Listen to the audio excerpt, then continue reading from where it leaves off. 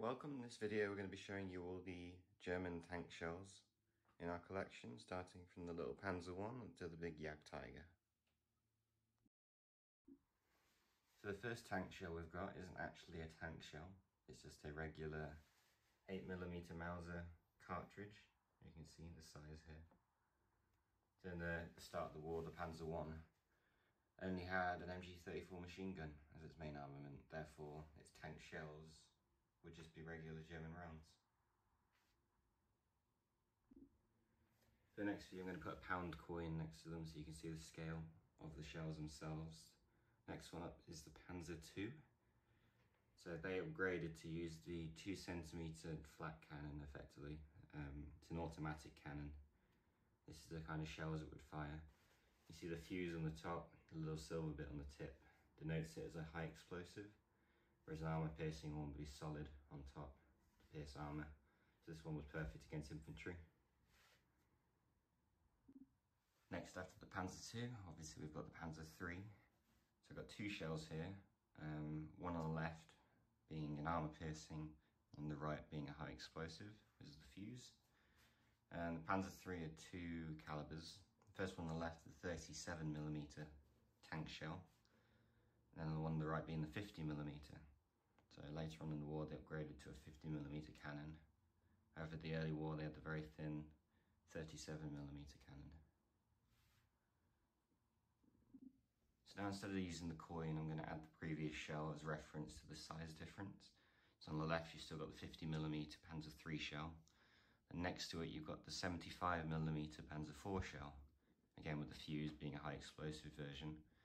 So this was used on various tanks, not just the Panzer IV, the Stug used these as well as the Marder tank destroyer, and the earlier Jagdpanzer tank destroyer as well, as the later one used the Panther shell, which you'll see next.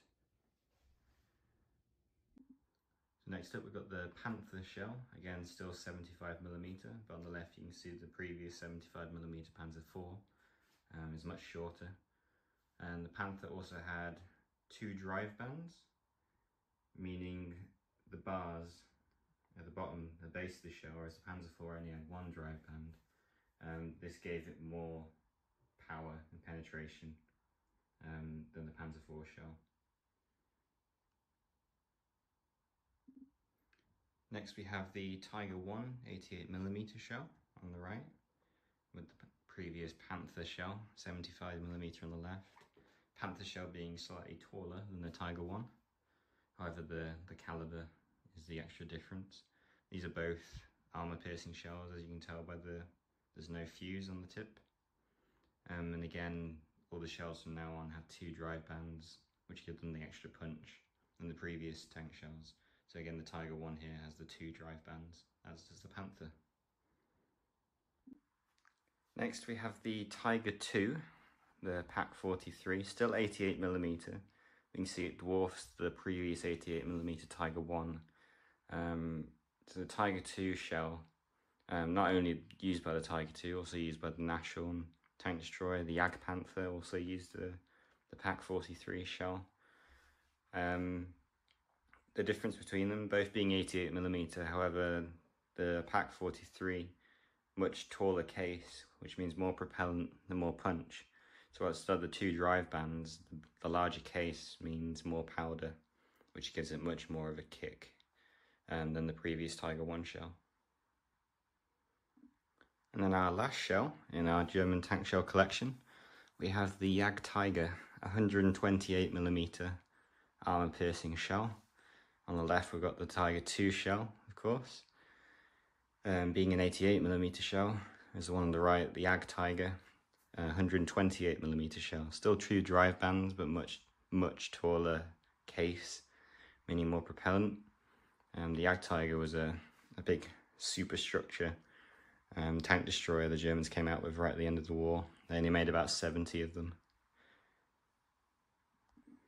That's all for today, just a short video today, showing the German tank shells we have in our collection. We have more various shells than this, but these were the main ones, going up from the Panzer I up to the Panzer VI. As I say before in the other videos, we're a museum, so you're welcome to come visit. We're based in Warwickshire, England, and all the museum items in our collection can be handled. We do that different to other museums because I feel it lets you feel history more. So these tank shells are available to hold, and you can see them up close and see the various stampings on them, and especially feel the weight of them as well. Some of them, especially the Jagdtiger, very, very heavy shells. Thanks for watching, like and subscribe.